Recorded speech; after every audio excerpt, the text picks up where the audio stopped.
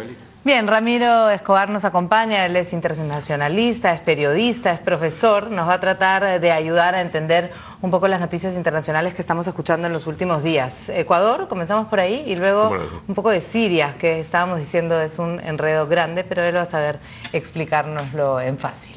Ramiro, buenas noches. ¿Cómo te va? Gracias por la invitación, Valeria. Gracias por estar aquí. ¿Ha vuelto a la calma Ecuador finalmente? ¿Es como parece que todo ha regresado a la normalidad después de derogarse este decreto 883? Yo no diría que la normalidad total, pero sí a la calma, por lo menos momentánea, ¿no?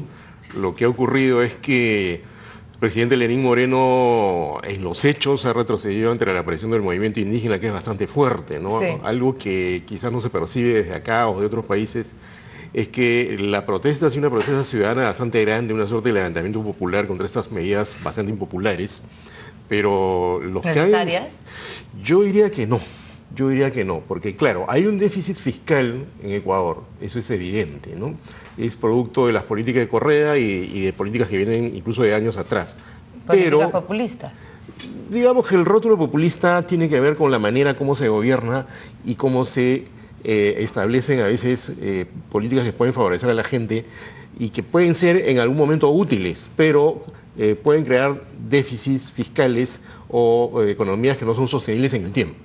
Entonces lo que ocurre es que reparar ese déficit pasaba efectivamente por algún ajuste, pero el asunto es cómo haces un ajuste. ¿Y el ajuste tenía que haber sido paulatino? Podía haber sido de otra manera. Más suave, no de la manera que lo han hecho, claramente. Voy a explicar una de las maneras como pudo hacerse. Por ejemplo, el diésel ha subido 120%. Sí. El diésel es el combustible de los camiones, los ómnibus, el transporte público, lo que más usa la gente y lo que usa la gente más pobre, sí, ¿no?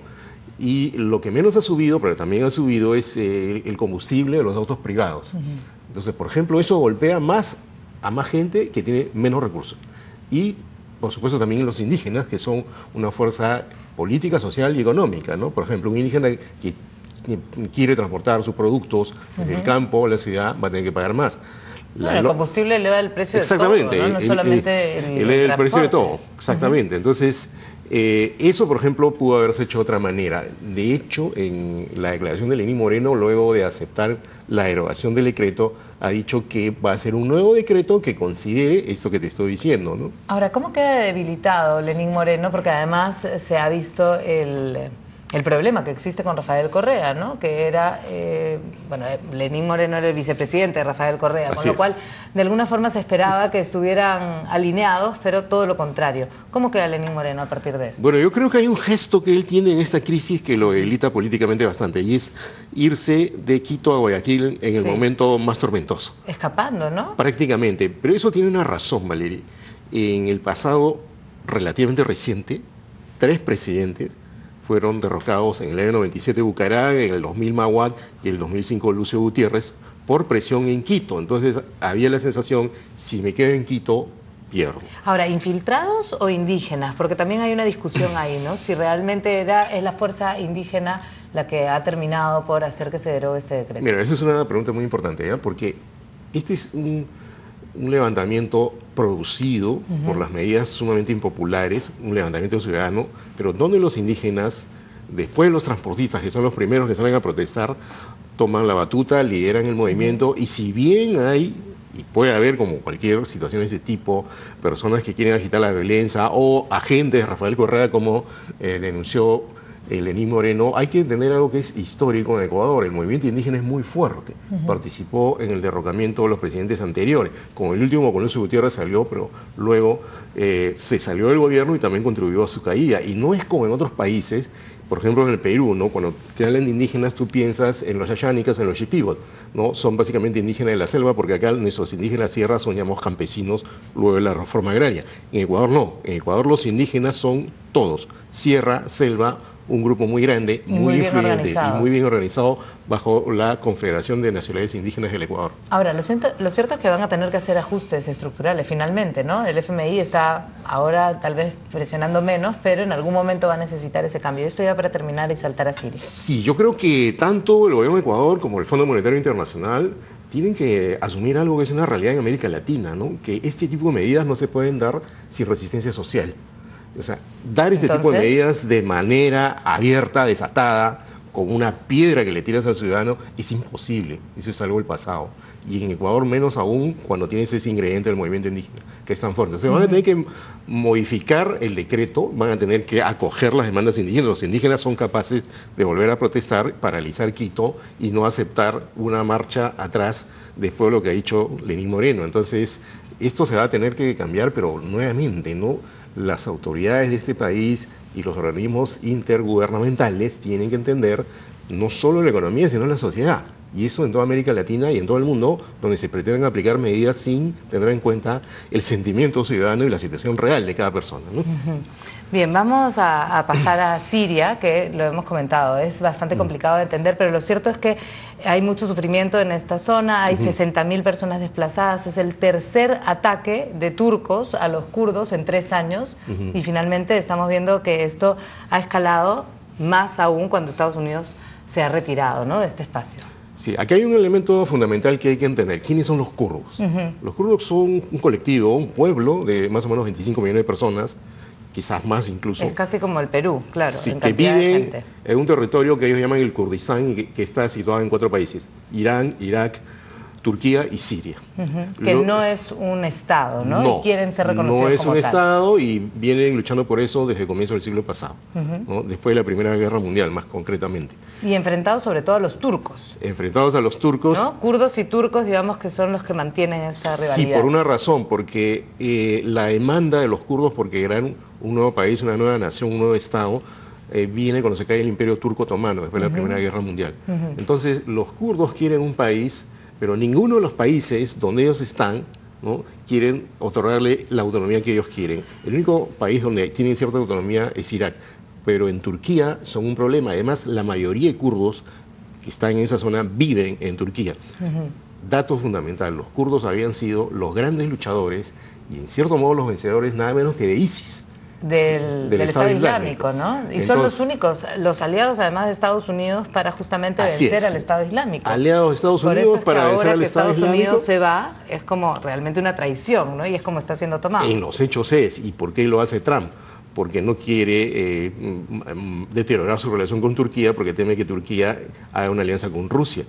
Entonces, lo que ha ocurrido es que Trump se retira, las fuerzas turcas avanzan hacia el territorio kurdo en la frontera turco-siria, ¿no? Y en este momento lo que han hecho los kurdos es algo increíble, que no hubieran hecho hace poco tiempo, ¿no? Es hacer un acuerdo con Bashar al-Assad. Con Siria.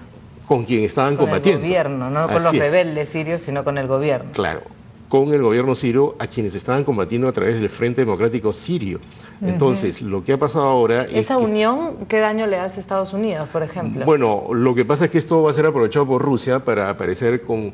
Ya se han expresado, han dicho que les parece muy bien, les parece interesante, y Rusia va a vender ahora la posibilidad no tan irracional de que, dada esta ecuación, pueda propiciar un acercamiento entre Turquía y Siria y al final decir, mire, nosotros acabamos con este conflicto mientras Estados Unidos se fue. Ahora, ¿por qué se habría ido Trump? ¿Qué es lo que está pasando atrás de esta decisión? Porque además es una decisión que va en contra de la política de Estado, de incluso una especie de consenso que había entre demócratas y republicanos para continuar en esta zona, ¿no? ¿Por qué es que Trump toma esta decisión? Ha sido criticado por los propios republicanos.